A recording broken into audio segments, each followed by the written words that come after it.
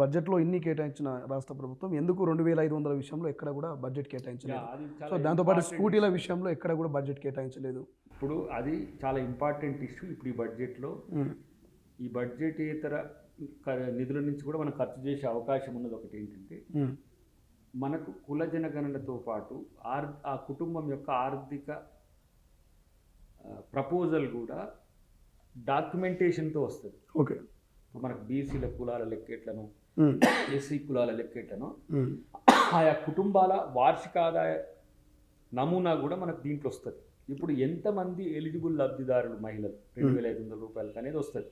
Okay. 20 లక్షల కుటుంబాల, 30 లక్షల కుటుంబాల, ఎంతమంది అంటే 20 లక్షల మంది, 20 లక్షల కుటుంబాలు అంటే 20 లక్షల మంది మహిళలు అన్నట్టు. మహిళలు అంటే ఓకే. సో వాటిని మనం బేస్ చేసుకొని ఇస్తాం. తర్వాత ఈ ఎకడమిక్ ఇయర్ నుంచి ఐడెంటిఫై చేసి ఇంటర్మీడియట్ నుంచి సైకిల్ తొక్కి స్కూటర్ హ్మ్. నడిపే మహిళలు. వ్యవస్థ కూడా ఉండాలి కదా. సో వాళ్ళని ఐడెంటిఫై చేసి దాన్ని అవి మొత్తం కలిపితే కూడా అది ఒక 5 నుంచి 6 వేల కోట్లు దాటే శ్రమేం కాదు. ఓకే. ఏదో తులం బంగారానికి సంబంధించి కూడా హ్మ్. చర్చ చేస్తున్నారు. ఇప్పుడు మనం ఇల్లు కట్టించుకోవాలన్నా తులం బంగారం ఇవ్వాలంటే ఏం చెప్తారు మీరైతే? ఒక సగటు ఇల్లు ఉండాలి. రూరల్ అవగాహన ఉన్న మీరు ఇల్లు అయితే కట్టించుకోవాలి. ఫస్ట్ ఇండ్ల మీద పెడదాం. అవును. తులం ఎప్పుడైనా ఇవ్వచ్చు. ఒకసారికి ఇస్తామని సంవత్సరానికి తులం బంగారం ఇచ్చేది కాదు కదా. అవును.